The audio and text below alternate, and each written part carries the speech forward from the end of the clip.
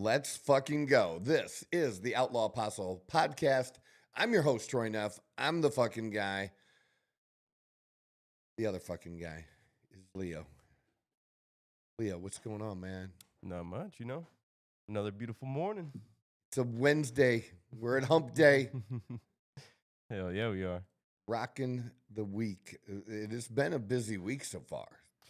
Been a super busy week, I feel. And Yes. we're only halfway through it, too, which is like the worst part, I think. So much more to go. And I have to, I'm making more lists now. Sometimes I'm a list person, sometimes not. But I feel like I do better with a list sometimes. Okay.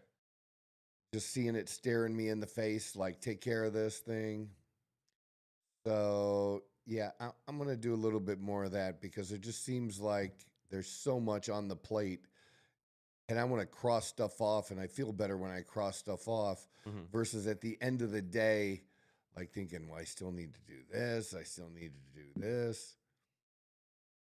But that's what it takes. Just takes grinding, man. We got to grind. Little update for you, though, because tomorrow is a Phoenix Mercury home game. Okay.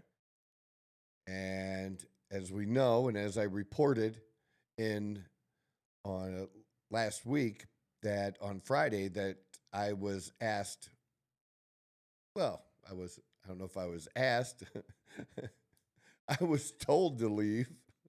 At first I was asked, but I was removed for the game right before halftime. And it's such a crazy story because when people have messaged me, when they've seen the TikTok or if I talk about it in person, it just doesn't matter. It seems so crazy that if I was being told that story, I wouldn't believe me. I wouldn't believe me. It's like you had to do something else. It couldn't be just this.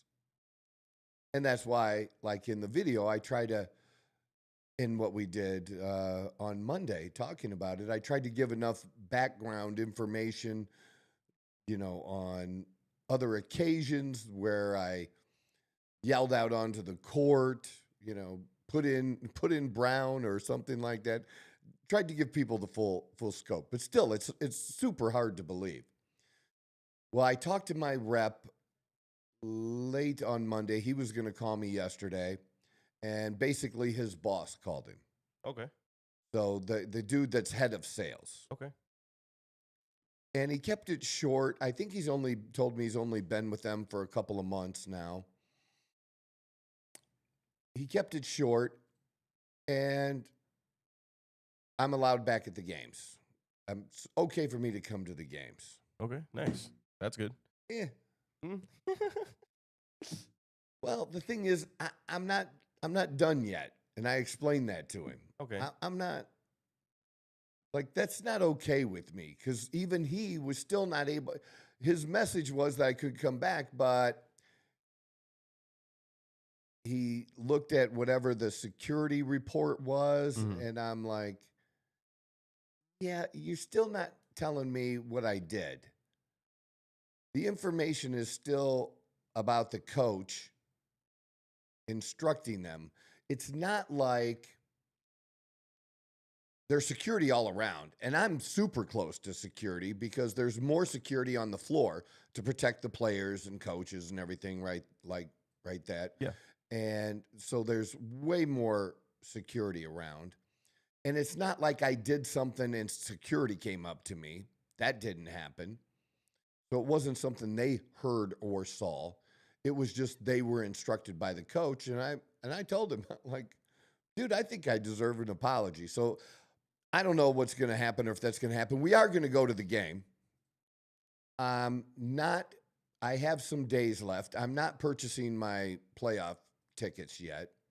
And I'll find out tomorrow about, since I already paid for next season, what's my obligation to follow through with that since it's already been paid? Is there, a way to get a refund?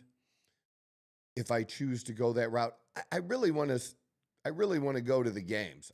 We've enjoyed it. which is why I paid for the tickets for next season. Yeah. Obviously. But I just didn't like how it was handled, and still, I don't want to say I wasn't embarrassed, but it was not a cool scene. Yeah. You know, it's like you're treading on my dignity there. You know, something. I don't really know what word specific to use, but yeah, that's just not okay with me. And we drive from Queen Creek, so that's easily 45, 50 minutes every time. And sometimes longer, depending on game time, because traffic, right? Mm-hmm. And yeah, I'm not okay with just, oh, you can come back and still not saying what I did wrong or not being. I don't want to have a feud with the coach because I know me. I'm going to sit there and stew the whole game. But you know what I'm saying? Yeah. I don't like that shit in my life anymore. Anything like that, I remove. I just don't have time for it. People, places, things, whatever it is, I've just finally reached that point in my life. I just don't need dumb shit in my life, and I'm pretty quick to act in removing that. Mm-hmm. So we'll see. And like I said, there's plenty of other choices. And when I put it out there, you know, there were a lot of negative comments. Excuse me.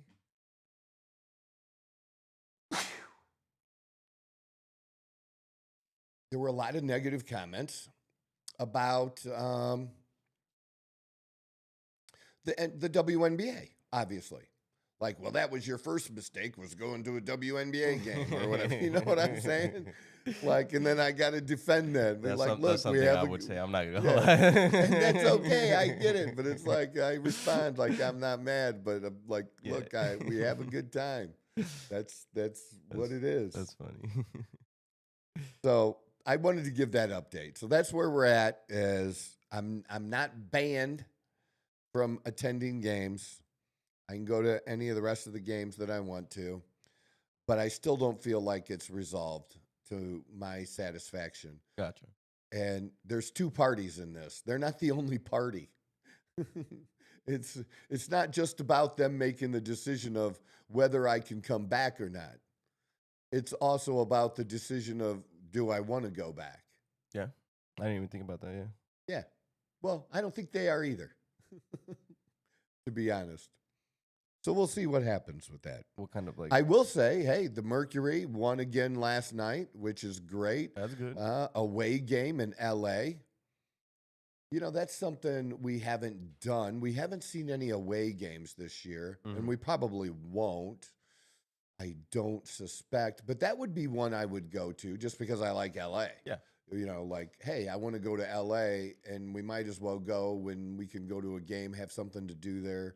Besides that, you know, I would do that. And I believe AT had over 15 rebounds and 15 assists, which for a forward had never been done in their history. So that's 28 years that it's never been done. And she recorded her third triple-double. No, not her third, her seventh triple-double of the season. And nobody else has more than one. It's not close at all, which is just amazing. She's dominating. And which is good because the team definitely needs her to do that right now with the whole situation with not using all the players. So it's kind of on her shoulders, but that's good. That's good. I just wanted to say, like, I'm happy for him. I'm rooting for him. Deep bench, deep team, great roster. They have a chance. And, you know, whatever team you're rooting for, it doesn't matter if it's soccer or baseball or football. You want your team to win a championship if they can. That's really cool. And for me, you know, certain teams are a bigger deal than others, but it's bigger to me. Like I've been a Steeler fan my whole life. Mm-hmm. And it's not like I was. I would be happy if the Cardinals ever won a Super Bowl. That would be cool. Yeah. And like we're season ticket holders now, and we're supporting them. But that's not the same as my Steelers winning the Super Bowl. That's my team. Yeah. So much difference. Even Detroit. Detroit was kind of more of a backup team up there. We, went to a lot of games, and they were in the other conference, so I rooted for them because a lot of people did. And it was fun to go to, had a good time. But if them winning, I'd be happy for them, and because they'd never won before, but it's not the same as my team winning. Yeah. But I didn't have a WNBA team I rooted for before. This is my first WNBA team. I guess I was kind of like last season.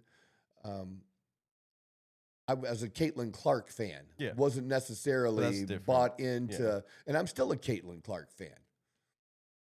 And I do root for the, Indiana Fever, but I root for them like I used to root for Jordan and the Chicago Bulls. I did root for them to win. But if they were playing my Lakers, I wanted my Lakers to win. Lakers were my team. Yeah. And so that's kind of the way I view this now. The Mercury are my team, but I'm still rooting for Caitlin. She's the one that brought my attention to women's basketball to a higher level, and then to be watching it at the pro level now. So, but yes, I'll give another update on Friday of what happens tomorrow when we are at the game. Because it's going to be interesting, too, talking to all the people around me. Because we all talk to each other before the game in the lounge. I mean, we've all become, pretty close. I don't know, friends. I mean, there's some people that, Dawn actually we text back and forth and have their numbers. But we're anywhere from friends to friendly with everybody around us. Yeah. So that'll be interesting to hear their perspective on it. Yeah. Because I'll ask. Oh yeah. It looks completely different from an outside perspective than you actually go like through you're it, not going to hurt my feelings. What did you see? And just see what they say. Excited to hear what they say. I might actually. Yeah, I didn't even think I'm about. a little curious. Yeah, I'm curious too. So that's the update. And sorry, yes, I don't mean ahead. to cut you off, No, but were please. you able to bring the microphone into the stadium? I don't know if you tried to or not. But Yeah, I I did. They didn't stop us from doing that, but the person I wanted to talk to wasn't at that game. So that's what happened with that. Gotcha. I was gonna say maybe bring the microphone, interview a few people, see what their side of the story had to be. That would be interesting. That would be interesting. Maybe I will. Not a bad idea at all. I do want to do a couple of quick stories that I got here in my stack of stuff. I have two. And this story, I'm not going to go like deep into this story because there seems to be a lot here, but I'm going to get to the central part that was the reason I pulled up the story and wanted to talk about it. 43-year-old man. I mean, this is serious stuff. Now, it's not actually a joke, and it is horrific what happened.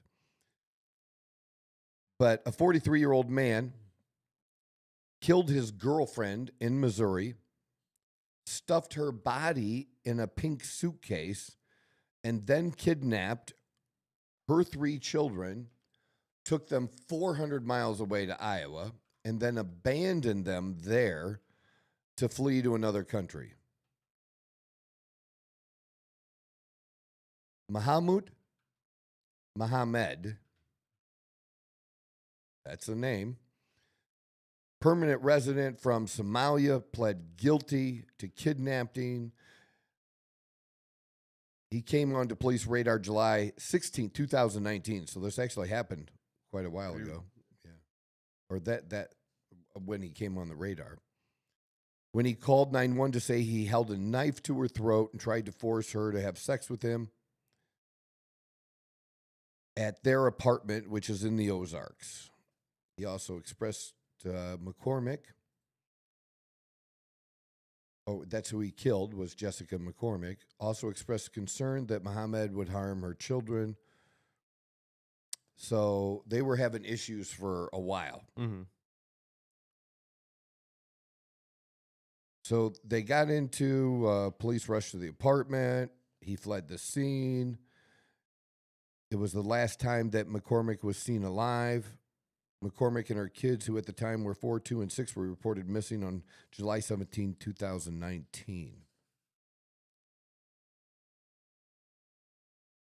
And then it appeared the suitcase had fallen from a bluff above, tearing the zipper and exposing the feet. The body was badly decomposed. Around the time that McCormick's body was discovered, Muhammad called his cousin in Minnesota and told her he was bringing the kids. So the whole interesting things are, he left her feet hanging out of the suitcase. He left That's them, why or when the case opened up, No, he left her feet hanging out of the suitcase. like he wanted her to be found? I don't think so.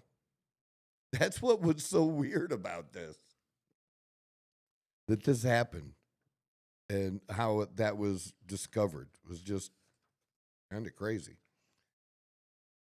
And then this one, and this one's interesting because the journalism here is not good. Okay. They didn't do their job. And you'll see what I mean. A 44-year-old Kansas man was found guilty on Monday of sexual battery against a cop. The county attorney said Cleo Williams Jr. of Leavenworth was found guilty after pleading no contest to a sexual battery charge against a law enforcement officer. According to records, it stems from a stop last year in December at his apartment complex after police responded to a domestic disturbance. A lot of domestic going on here. These two stories. While the officers were arresting Williams, he kissed an officer's neck, leading to the charge of sexual battery. At no time when I have ever been handcuffed have I ever thought about kissing a cop. Yeah, it's probably not the smartest thing to do. Well, let me finish, and then I'll tell you what's missing on the story. Our officers work hard. We respect and appreciate the services they provide. However, any form of inappropriate physical contact, including kissing, is unacceptable, said the Leavenworth County attorney. His sentencing is scheduled for September 26th. What don't we know about in this story? Because, I was always taught who, what, when, where, right? Yep. Why don't we know if the cop was male or female? That's not answered in this story. It just says officer. And I'm thinking, because it just says officer, I kind of tend towards leaning to the fact that It was a female? that it was a male. I kind of feel like if it was a female cop, they for sure would have said so. Gotcha. Because it made the story a little bit more rich. I don't know. But why would you not say if it was you're not given the name of the officer either way, but why would you not identify the gender of the person he kissed? I mean, it just leaves it. I mean, I want to know. I'm curious about those things. Mm-hmm. And when you read them, you're curious. That's what I'm curious about. I want to know because it makes it even, to me, well, if it was a female cop, it's still not a bright idea, but to me, it's a little weirder if he kissed a male cop on the neck. A little bit to me, but I could be wrong. So yeah, you're hammering, looking it out, checking for another story. That's good. Nice work. According to the court documents, the police officer involved in the Cleo Williams Jr. sexual battery case was female. Reporters state that during their arrest, December 24, Williams kissed the officer on the neck. Very good. Great job. You found the answer. I so appreciate that. But see what we had to do there? You had to do the legwork. Yeah. That should have just been in a basic story. That's just journalism 101. With the details, makes the stories juicy, you know? You got to know. I mean, and then after that, if we're not, I get that maybe we're not identifying the cop, but, I'd be a little curious to what the cop looked like. And like, why give him a kiss? Oh, I'm just curious. Just straight curiosity. I'm just straight curious. I don't know. I'm not sure if. Well, because most of the time, I would say, in the stories of female teachers and boy students, male students, it seems like more often than not, at least the stories we see reported anyways, that the female teacher is, I don't know, at least a 7 or better. Yeah. I mean, it's not very often that it's an ugly. Sometimes I've seen the stories. There's some ugly or, not attractive teachers that have had sex with male students. Mm-hmm. It happens. Yeah. But in those stories, I always want to see a picture of the teacher. And then if the picture is just a hot teacher, that's the story. Like, yeah, dude, why did you rat out? Because I feel like it also depends on what Mr. Williams looks like as well. I mean, if he was a well, that you could probably find. If there's some mugshot out there somewhere, I would guess. But yeah, that would be curious too. Sure. But it's just, why not do basic journalism? Why not just do your job and tell us that in the first place? And you should not have had to do that. There you go. Nice job, man. Good work. That is fast. Picture's not the best, but Oh, we get the idea. I was gonna have his description. But I mean, I feel like that man would kiss. Got a little receding hairline I there, feel but like that he's man not. would kiss pretty much anything. To be honest with you. Maybe he would. But good work on finding that so quick. Great work, man. Love it. All right, that's a couple stories, just crazy shit that I wanted to pass along and thought was interesting today. What's also really interesting, at least for me, we'll do the flag burning. President Trump, so burning a flag has been determined by the Supreme Court, I believe by a 5-4 vote, so very close, right? That it's considered free speech. And I think there should be an exemption for the flag. I do not believe people should burn the flag in public. If you burn the flag on your own property, and even if you film it and you post it, I don't think somebody should come knocking at your door. I just think you're an asshole, and social media will take care of you if you're dumb enough to do that. But but especially out in public, I just don't think that should be a thing. I've never liked it because my attitude has always been and will always be, you can hate your government. You can have issues with your government. You can dislike your government. You can rail against your government, protest against your government, but love your country, because we are a country where you're allowed to do that. And pretty much most other countries do not allow for burning of their own flag. It's a serious issue. And in fact, we even have specific rules about how you should dispose of a flag. It's just respect. You wouldn't have the ability, most of these people could not protest the way they protest here in other places.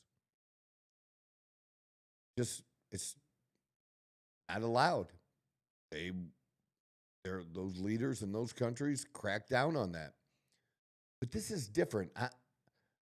It's not about the protest. Hold up a sign, make a sign, chant, walk in circles, walk up and down the street, get permission, get a permit to have a protest, whatever the rules are. But burning the flag just does something. If somebody burned a flag in front of me, I promise you that I'm going to jail, because somebody's going to get a beating.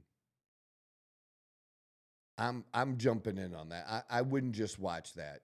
Not at all. I just couldn't.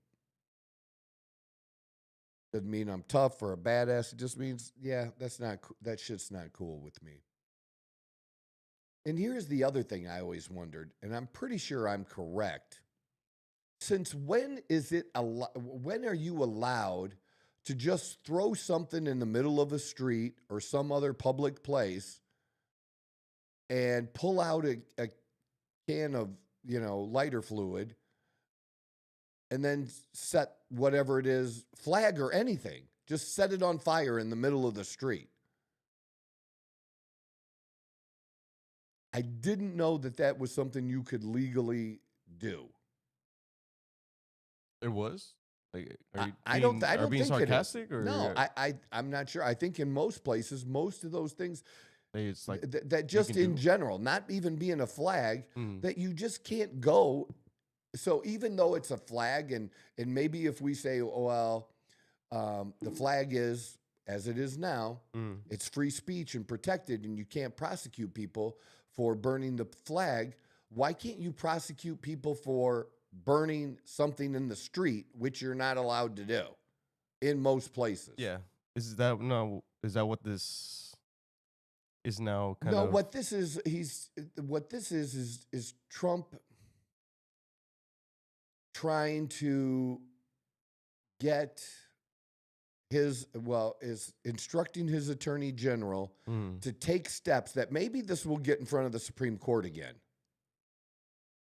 And maybe there will be another vote and they would reverse themselves, but also looking for a workaround, like I just said, of prosecuting people. And in this case, he says that it incites violence. That because when you burn a flag, you are inciting violence on both sides, because you have the people who are going to be cheering on, yeah, fuck America, burn, baby, burn. And then you're going to have the other people, you're a traitor, you're a piece of shit. You're really ratcheting things up a level at a protest, because people just are, usually this is done at some kind of protest. So you're really taking it up at the level where it's more likely that there could be violence or assaults or that it's doing. And that's illegal. It's illegal to incite violence. So I think it's trying to find a workaround. And this is a really, really hot issue, because there's lots of Republicans who believe that even though I feel this way about everything else, I don't feel this way about the flag. And here's what I mean. Remember I told you lies are protected speech? That to me, even hate speech is protected speech. That pretty much, unless you're the old example of And again, inciting panic by yelling fire in, a theater. You're not allowed to do that. That speech is not protected. You can't do that. But just the same way that when people tried to ban porn years ago, it's not banned because the things you don't like that are said are protected, even if you don't like it. So what I say, if Democrats are in charge, they have to suck it up. And we have laws about that where it's different in the UK. They do not have freedom of speech laws. We're the ones that have freedom of speech laws. That's why they're now have been arresting people in the UK for saying things online that over here we're going like, what? How can you get arrested for that? But because they consider it hate speech or whatever, they're arresting people for that. And it's way over the top, way over the line. That wouldn't be something you would expect from especially a Western cultural country. Yep. You wouldn't expect that to be the case. And so he's trying to find, like I said, a workaround about this. And so I don't know on the Democrat side, and I don't know what the split is exactly percentage-wise, but they'll do polls on it now. We'll probably know after the weekend because ABC News will do a poll or CNN will do a poll. I put up a poll on X. I think I got one vote. It's so funny. I keep trying. But just simply asking people if they think it's okay to burn the flag. And I don't really think of it as a Democrat or Republican issue because I think you'll find probably on both sides people that are against it and people that are for it are not, they're not for flag burning. They're just not okay with it. They don't care for it. Like, they don't care to defend it. Or in the case they believe that even though they hate it, it's constitutional to be able to do it. It's free speech. It's speech I don't like. Gotcha. And again, I feel that way about everything else, but I don't feel that way about this. I just never have. That's just me personally. Yeah. That doesn't make me right and everybody else wrong. But I think that my view is also a very dominant view as well. And it'll be interesting to see how the country lands on that. Because that is one of the things that Trump is trying to do, is to create pride again in the country, to be proud, to that's why you always say we're the best, we're growing the fastest, we're hot, because for a while, it started back in the Obama administration. Obama went on what we called back then an apology tour, because we're sorry that we've been so dominant and did all these things. We are a great country. We are not a perfect country, but we are a great country. And too many people, there's this great attitude out there now that we're not a great country. If I would take that microphone and walk around, at the mall and ask people, I probably wouldn't like how many people would say, no, we're not a great country. I probably wouldn't like that. But let me throw this out there too, because I saw that somebody did this and asked the question, and I saw it on PBD this morning, where somebody went out and asked, and then they were also asked, those same people that said we're not a great country, we were asked, if you could get all expenses paid, one-way ticket to any other place, not costing you anything, I would have expanded that and give them $50,000. What country you want to go to? But they just said, and what I heard was just the all expenses paid, whatever it costs to relocate to any other country in the world, what country do you want to go to? And they didn't want to leave. Probably because they don't have very good knowledge on governments in other countries, to be honest with you. So, like somewhere in like the Nordics, ooh, that'd be a nice place. Somewhere like in Sweden or Norway or something like that. Places are great I from what don't I know. hear. Yeah, from what you hear, you don't know. Yeah, but Different. that's gonna play into anything, right? Like unless you've Yeah. been there and lived there, you don't really know. So, but from what I understand, the governments out there, they not too shabby, if you ask me. Not too shabby. Okay. For me, I just think there's no, and even I think other people who say they hate the country, Mm-hmm. a majority of them wouldn't select any other place.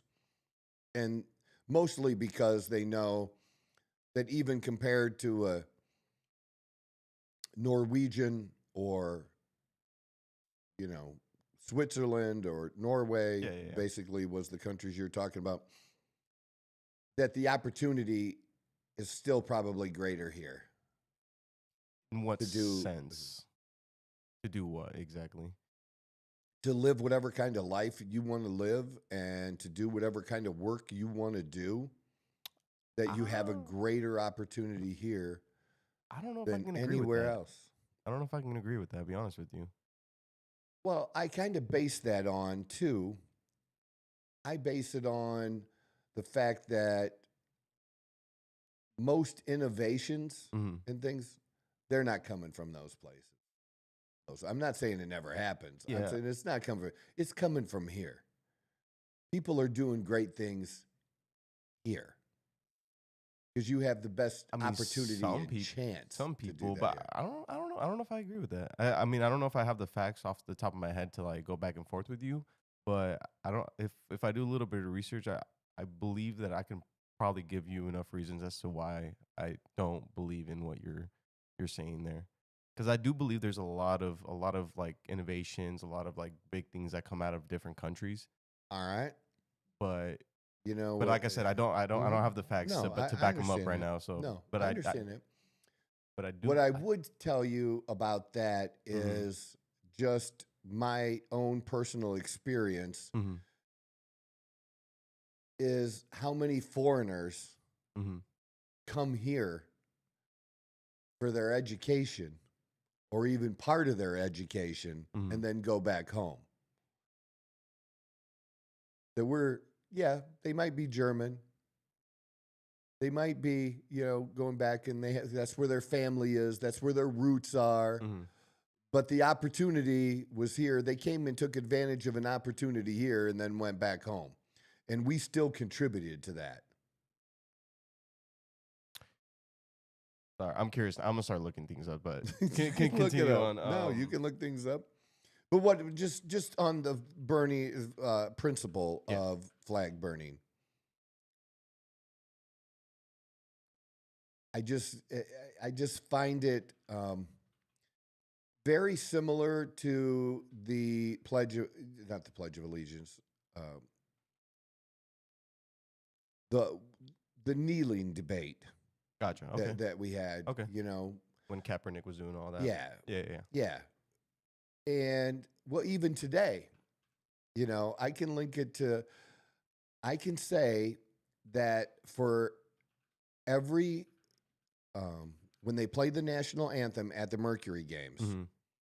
that no team has been on the court for that Mm-hmm. except the Indiana Fever. Okay. Every other team stays in their locker room. And in fact, they'll be practicing for warming up. Mm-hmm. They'll actually leave the floor for 3 minutes and then come back. They're standing in the hall or wherever they are waiting. So that's their way of trying to appease some players Mm-hmm. who don't want to stand there for the national anthem and not offend the fans Gotcha. that don't want to see you kneel. So what they do is they just remove them for that part of it. which that isn't the worst optics. Mhm. To me, the optics are worse to kneel than to not be out there. But I don't even know how many people even notice that I they're was about not to say, I out don't there. think people even notice, to be honest with you. I think I if notice. if people were to notice, I think it's better to just kneel than to not be there. But the fact that most of those people don't really notice, then I think it is honestly, because I think it would make it more of a scene if It would make it more of a scene, but they don't. The NBA, the WNBA, or these Mhm. places, in this case, the WNBA, they don't want a scene. So they're telling the players, "Great, you don't have to stand for the national anthem. Just don't go out on the floor. Don't hurt the product yeah. Yeah. No, it's because just the image that they're trying to it's the uphold. image." And Yeah. I totally get them doing that. Mhm. But again, I noticed that it was happening, Mhm. and it took a while for me to notice that. And I think I probably noticed it mostly because of Indiana Fever staying out on the court. Gotcha. And my whole point is, again, support the country. The country allowed Kaepernick to say whatever he wanted to say, and And they use blacklisted him. That's a joke. yeah, Kind of. yeah, yeah. I'm not gonna go over the Kaepernick debate, but I'm just gonna say that he's still. You're allowed. You could say whatever you want. Yeah. And you should be allowed to say whatever you want, except for burning the flag. You should be allowed to do that. But you also got to accept that there can be repercussions. Yeah. Oh, I mean, there's going to be repercussions to pretty much, especially things Everything. like that. Like they say, it kind of Exactly. shows more of a violence kind of tendency, or more of not necessarily violence, but what's the word? I don't know what the word is I'm trying to say, but it's rebellious, rebellious in a way. And you know what? I'm a rebel. I'm an outlaw. Mhm. I get that. I get being a rebel, and I do. But again, you're allowed to speak out against that, and it's our country that allows you to do that. You live in a country where you get to do that, and it's more dominant, or it's greater, that most countries you can't do that. You can't do and say those things, especially against those governments. They don't let you. Yeah. Like I said, some countries, have pretty harsh penalties for burning the flag. Mhm. They also have penalties for talking shit about their flags. Almost kind of like almost like Islam a little bit in Islamic countries. Mhm. And they get mad when it happens in non-Islamic countries too, when people talk shit about Muhammad, right? Yeah. Like, it's like They're very defensive about their oh, gods, you yeah. cannot do that shit. If you did that in an Islam, I mean, they don't like it when it happens here. Mhm. When it's done in their country, you probably are, I don't know, going to jail, being killed. It's not good. That's what I'm saying. That it's just not something that it's allowed. At least understand that yes, our country is imperfect.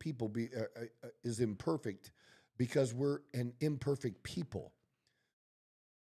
But I hope that most people have a good heart, good intentions.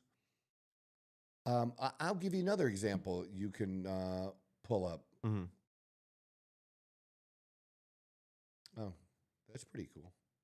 Yeah, I was just sorry. I was been doing No, like a little bit of looking no, that's into.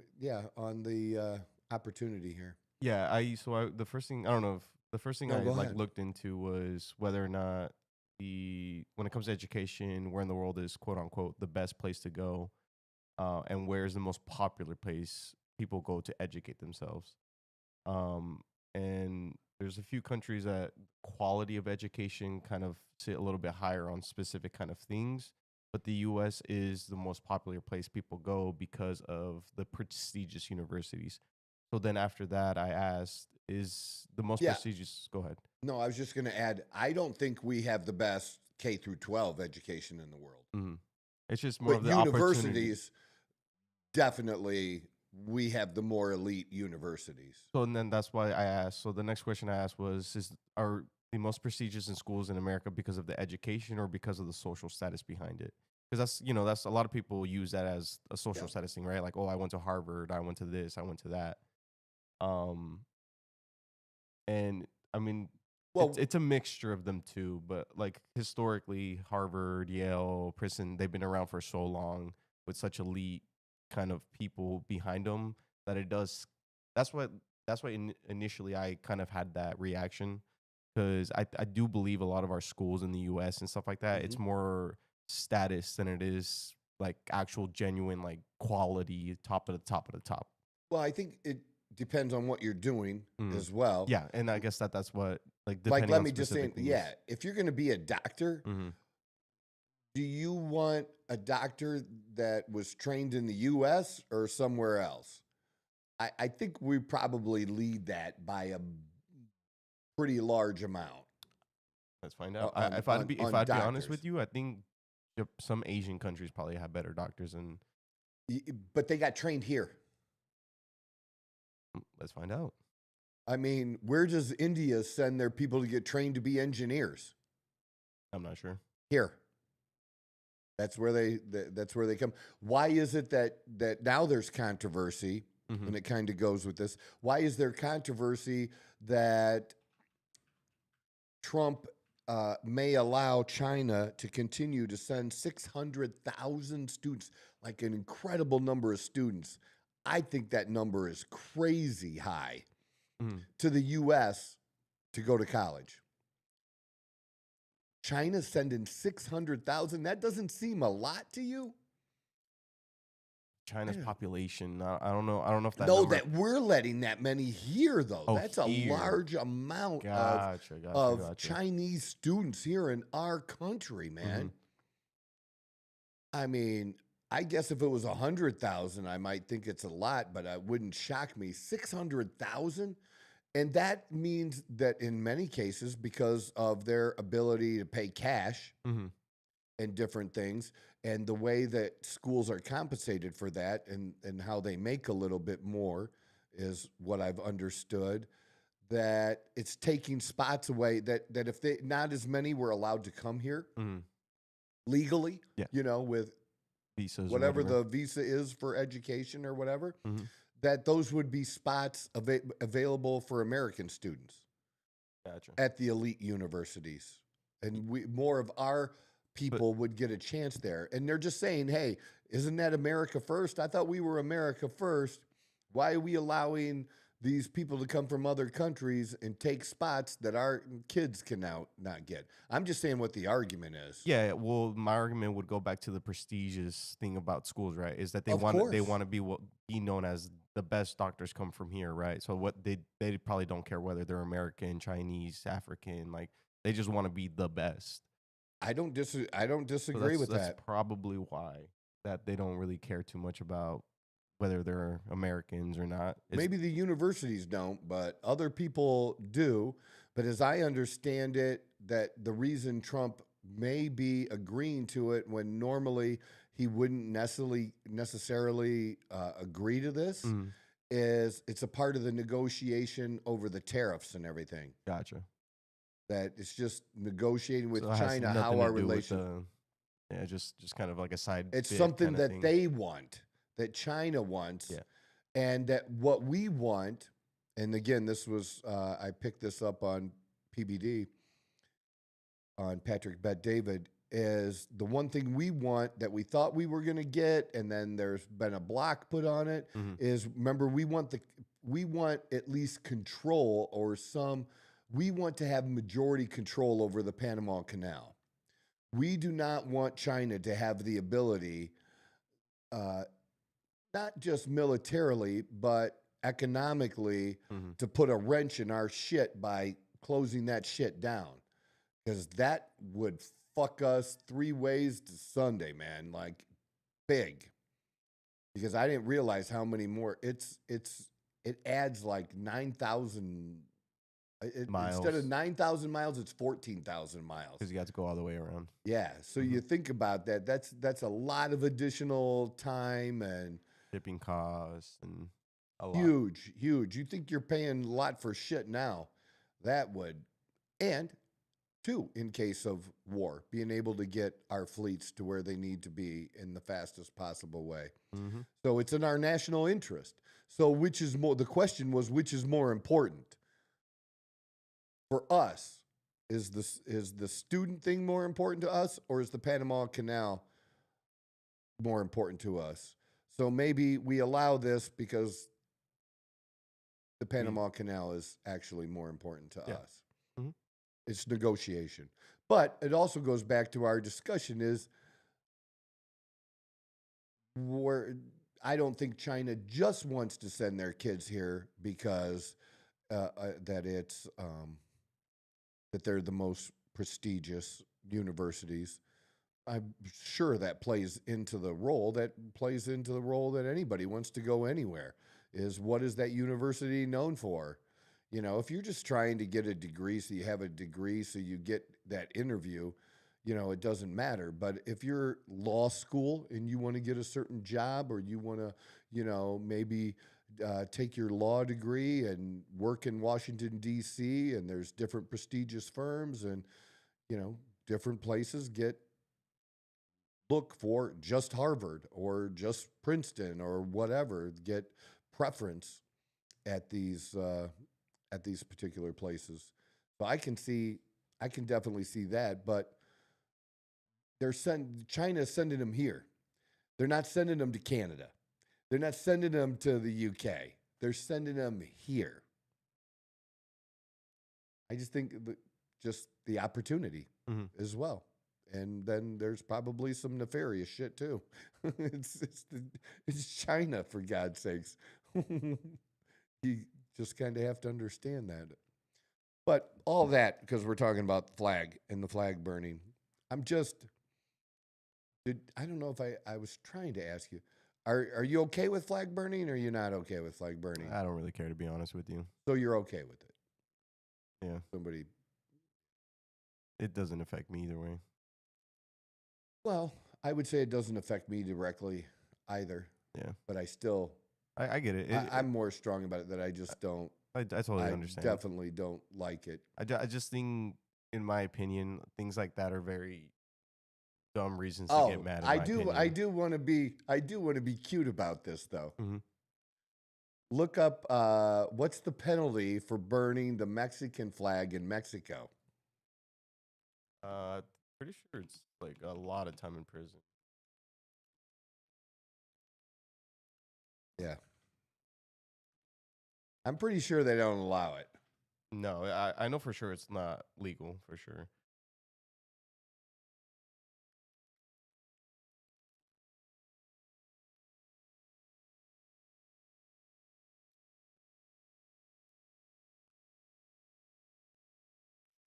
Under Article 191 of Mexico Federal Penal Code, anyone found guilty of offending the national flag, whether by word or action, faces 6 months to 4 years in prison or a fine between 50 and 3,000 pesos.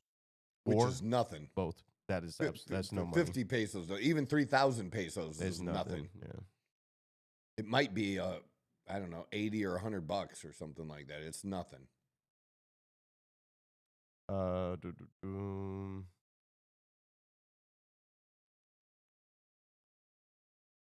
So, but that's interesting. Yeah.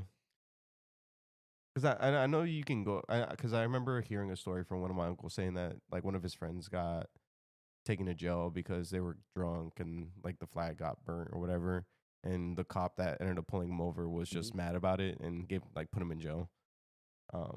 So I know you can go to jail for it, but I think it's one of those things again, like depending on who catches you doing it or the situation itself, that will kind of change. But it's more of like But- more again like just whoever then ends up like But here's another question: how often do you even see that? Not very often. It's not a very No. common thing. It's not a common thing to Mm-mm. burn the Mexican flag No, in no. Mexico. Yeah, 'cause people from And Mexico it's not are like very prideful right, of it. and it's Yeah. not like Mexican people don't ever get mad at their government. They do. Yeah, but they understand that it's not necessarily like Mexico's fault. It's the government, so there's no reason to burn a Mexican flag. Thank you for making my point for Yeah, me. yeah, That's yeah, it. yeah, yeah. Love your country. You can be mad at your government, but love your country. Yeah. Which is exactly my whole point. I think the whole thing in the U.S. though is that there's no way to symbolize. I think the U.S. flag symbolizes a lot of the U.S. government, so that's why the symbolic is different than in Mexico. Like the Mexican flag doesn't necessarily represent the Mexican government the way the U.S. flag represents the American government. I think the flag represents something bigger than the government, which is our Constitution, which is our way of life and the way that we're formed. And the government is less because it's people. The government is people. The country is more of an idea, an ideal. The difference though is the way the American flag came to be compared. Like I think that's something you need to take into consideration is the way the U.S. came to be and the way the American flag was designed over the years and stuff like that compared to like something like I don't know if that makes any sense.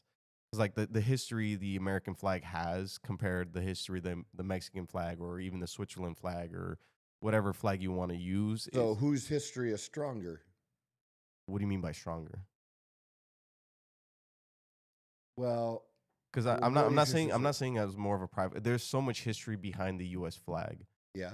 I'm not saying whether it's stronger or weaker or whatever. Blah blah blah. I'm just saying, especially because of the way it's taught in the way it's not taught in America. I guess is a better way to put it. Kind of like the more you dig into it, the more you understand the resemblance or the symbolism from the actual American flag and why it's been changed so much and this and that and that and this. And that's why I feel like the American flag represents more of the government itself than the actual country, in my opinion. So that's why when you compare the Mexican flag to the Mexican government, it just doesn't make to me, it doesn't make the same sense or it doesn't hit the same way when you're saying the American flag and the American government. Like I feel like that's a lot more tied in than it is in other countries. I could be wrong. That's just kind of my perspective. No, that's all right. I appreciate that. It's a different point of view. I was going to say, and I didn't, somebody that I don't agree with very, very often, Charlemagne, the God. Okay. Says some outlandish stuff a lot. Yeah, he is, what I do appreciate about him, though, is I feel like he's somebody that even though he's further left than Bill Maher, that he's somebody I could still hang out with. Yeah. That him and I could still hang out. We have different views. He's not going to be mad at me for wearing my MAGA hat. He may not like it, may joke, get some shit, and we go back and forth. But him and I could still personally still be friends, and I think he'd be interesting to talk to. Oh, yeah. That's for sure. For me, because I see a guy who's not dumb. He's not dumb. Yeah. Okay, so you got a guy who's smart, but some of his views, I don't know how he comes to that because the way he analyzes the problem of different things, I think that's right. I just think the application or solution is not what's good. Like he's very hard on the Democrat Party, and very few people are in calling the Democrats out. Bill Maher does. Charlemagne does too. I think Bill, and I can be wrong, he's more of a traditional Democrat, where Charlemagne realizes how bad things have been with the Democrats and that they've taken the black vote for granted for a while now, and haven't fought for things or things they said they were for. They're not for the middle class anymore. They're just not. They were always known For me growing up, the middle class party was the Democrats and the rich people were the Republicans. Mhm. And now I feel like the Democrats are about representing a bunch of different, very small, specific groups of people. And they're trying to tie them all together to be able to have enough power and vote. But just like they're not for support. They were always supporting for women, right? And now they're not for supporting women in and men, and they are for men and males. They are for allowing men in women's sports. Your Most Democrats, the regular people out there, are not for that. But I'm talking about the party itself. That's such a tiny group to be fighting for, and it's that, and they're fighting for the illegals um, over their own residents. But hasn't that been like again? This could be just me for Mhm. not knowing, but haven't the Democrats always historically been more of like to like help? It's more of like the people, not necessarily America. Yeah, well, what I've heard and seen video of Hmm. is black um, people speaking in Chicago Hmm. at actual meetings, Hmm. city council meetings, Okay. and complaining about the city being in $1 billion in debt, Hmm. and they're not allowed to run deficits, man. And they raised everybody's property taxes, and $500 million was given to support and pay for illegals, housing, food. And they're just mad, saying, "Look, you're not taking care of us. You're raising the cost of us to take care of people who aren't even citizens, who aren't even supposed to be here, and we're getting screwed." Mm. You know, where before they represented that woman that said that in the video, and she was talking to the Mayor Johnson in Chicago. So I just think they were always known as being the party that was union. If you were union, you were Democrat. And now, like, this goes back to even 2016. I think the numbers are even greater now. But even in 2000, I'm just talking about the state of Ohio. I don't have other numbers off the top of my head. But during that vote, when Trump first won, half of union members in the state of Ohio that voted Republican. That was never a thing by those numbers. Hmm. Maybe it'd be 80-20, 80% Democrat, 20% Republican, right? And now that number is just grown. And what are people for? What are people against? How how are you against no taxes on overtime? How are you against um, no taxes on tips? Those are middle class things, middle class jobs, and they keep saying, "Oh, well, this was done. We've taken health care away from millions of people, so rich people could have their tax cuts." The tax cuts, simple thing to do and to search, put it. What would have happened? And do this on chat. Yeah, you're in chat. What would have happened if the 2017 Trump tax cuts had not been codified? I don't know how to spell that. CODIFIED. CODI. Right? You got it. Yep. Not been codified in the 2025 big beautiful bill to the middle class.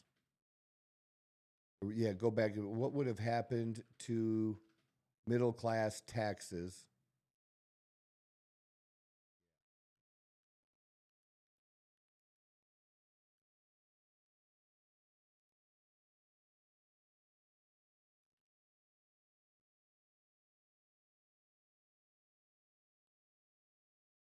And I think where the rich and what people are calling the rich and corporations really benefited Mm.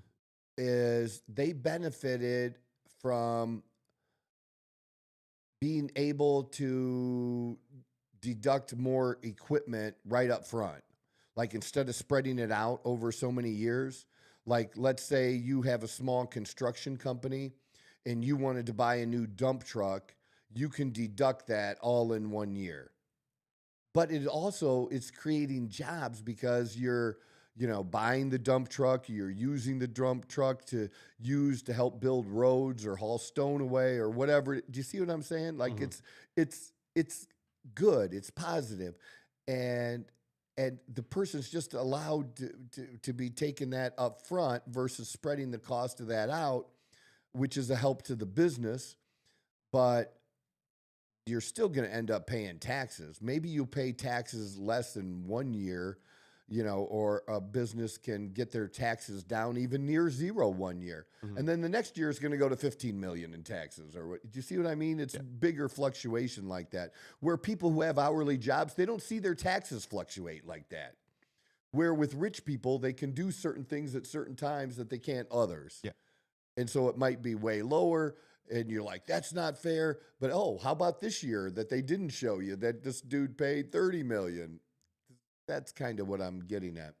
So what does it say? So without the 2017 cuts extended, tax brackets would revert to a higher pre-TCBA brackets, for example, 12 to 15 or 22 to 25. And Uh, those are the brackets for lower and middle class. uh, yes, I No, believe that it this is all is. for middle class. Yes. Yeah. And then standard deduction halved, increasing taxable income for most taxpayers. It would So the tax. So if it was halved, then that means that what was done in 2017 is they doubled the standard deduction, making it easier for people to not have to go long form, or even if they did go long form, where they're taking all of their deductions compared to the standard deduction was greater than that. Mhm. So they just went with that because you get the benefit of whichever one is better for you.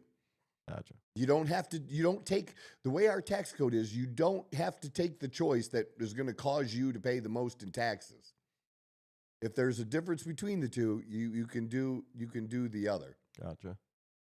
For child tax credit reduced from 2000 or a significant loss for families. Average taxpayer about a 22% tax increase. Families with children about 1,700 year loss. Overall revenue about 4 trillion in addition taxes over And time. usually, when they say over time like that, that's like over 10 years. Okay, like that's just like a general rule of thumb when it comes to Pretty much tax the way stuff. they made, yeah. And then percentage of taxpayers affected, about 80% of Americans, including the middle class. Yeah. Yeah. It's kind of my point.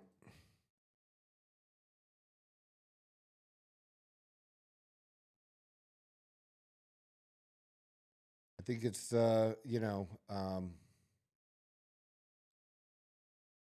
that has to be the message, because the message that these are things that they would normally be for.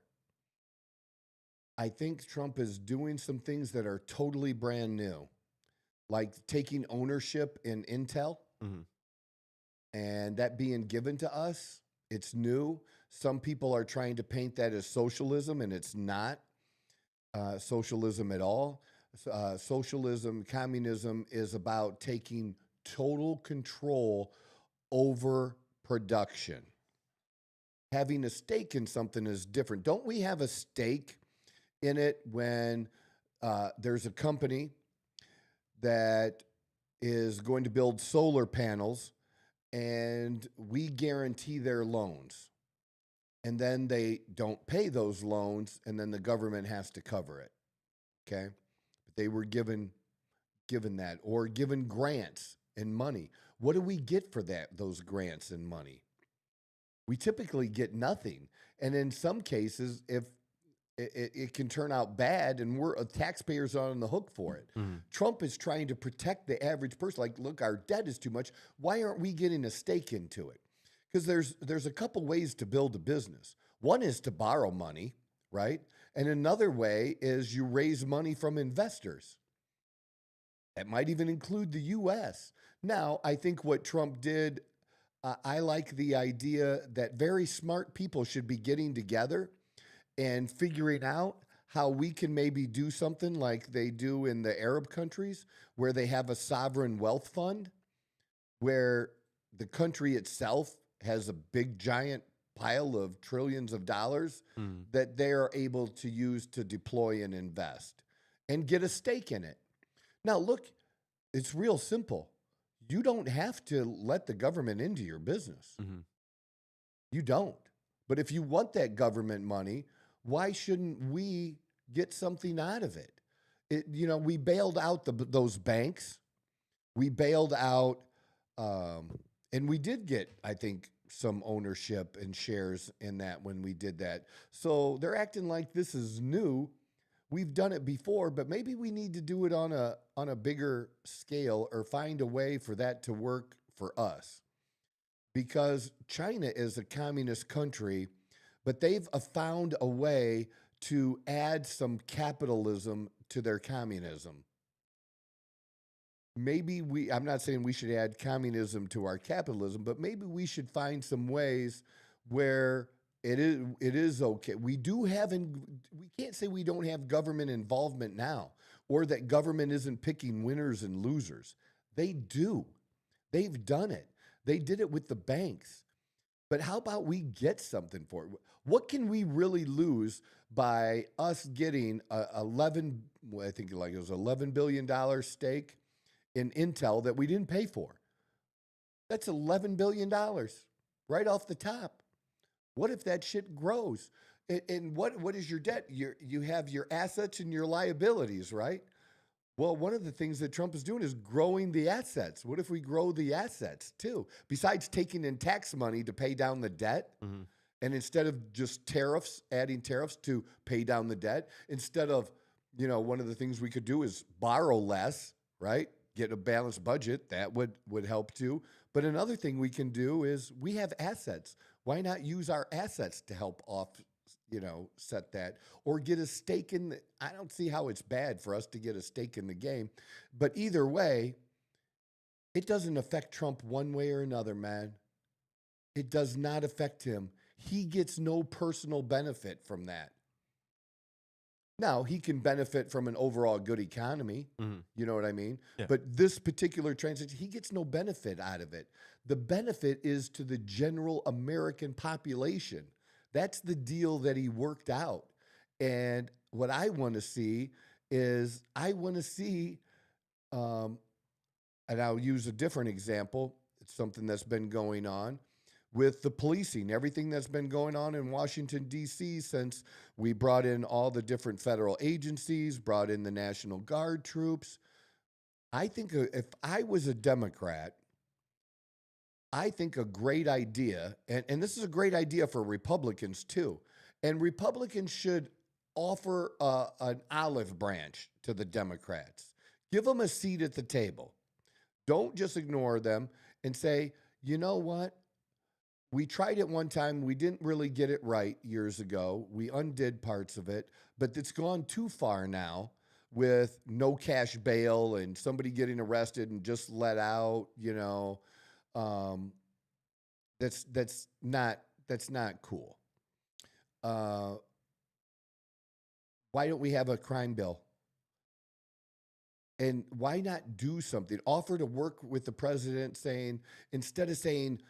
instead of lying and just saying that, well, crime has come down from the year before.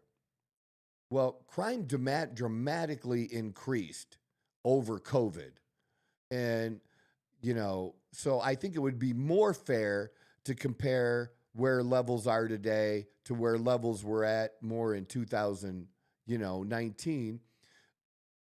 And it's, again, what you compare it to And if it's still a lot when people don't feel safe and people are feeling more safe now in these cities, what can you do in your city? What can we do to make all people safer? That the mayor of, going back to the mayor of Chicago, he was asked by Joe Scarborough on Morning Joe, hey, what do you think about, if you had 5,000 more police officers on the streets? Mm-hmm. And he thought Joe was setting a trap for him, kind of. When Joe wasn't, he was offering him a way out, saying, like, look, I really don't want the National Guard here. I know that, people suffer and I acknowledge what's really going on in some of these communities, especially in places like Chicago, and say, we need to do more, and I would welcome help in doing this.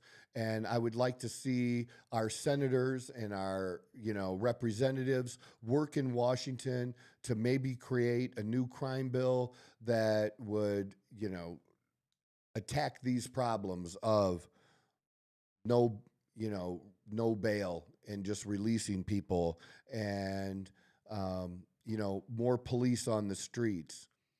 But I think he was afraid to say that because there's still that group of people that don't want cops at all, that think that would be okay. So that's kind of my point there, if I made it well enough. I don't know. But just find a way to work together. And that's where I feel like I could, have I don't know why I think I could change Charlemagne's mind on a few things, but Maybe. I mean, I I feel don't like see why I it couldn't be could. possible. What I mean? Because he's good at identifying the issues. And then it's a matter of, well, if we both agree that this is the problem, Mm-hmm. we may have different solutions. To me, the other side right now has no solutions. That you're just against everything. That you're against taking, like I mentioned a few shows ago when this all first started, on the number of guns that were being seized, illegal guns, from people who were not legally allowed to own them. As a person that is a big, Second Amendment supporter, I support taking away guns from criminals. I don't support taking guns away or making it harder for people who are not criminals to get guns. And here he's actually doing something that's taking the guns off. You're against that? You're against that because really you're the party that doesn't want people to have any guns, which is not something that's even possible. But now you want the criminals to keep the guns because you're not okay that they're being taken away when these people are arrested and stopped. It's just not a good look. It's not a good look for that party. And there are ways that they could come at this, and there are ways, come up with, like I said, smart people should come up with a way that would not just be Trump negotiating, a deal to get part of Intel, but for us to have, again, some type of sovereign wealth fund where we make investments, where our whole thing is not just loaning people money and getting screwed and, sometimes not getting our money back. I know, I think one of the car companies paid the money back. I don't know if we've gotten our money back from all the car companies when that was all bailed out.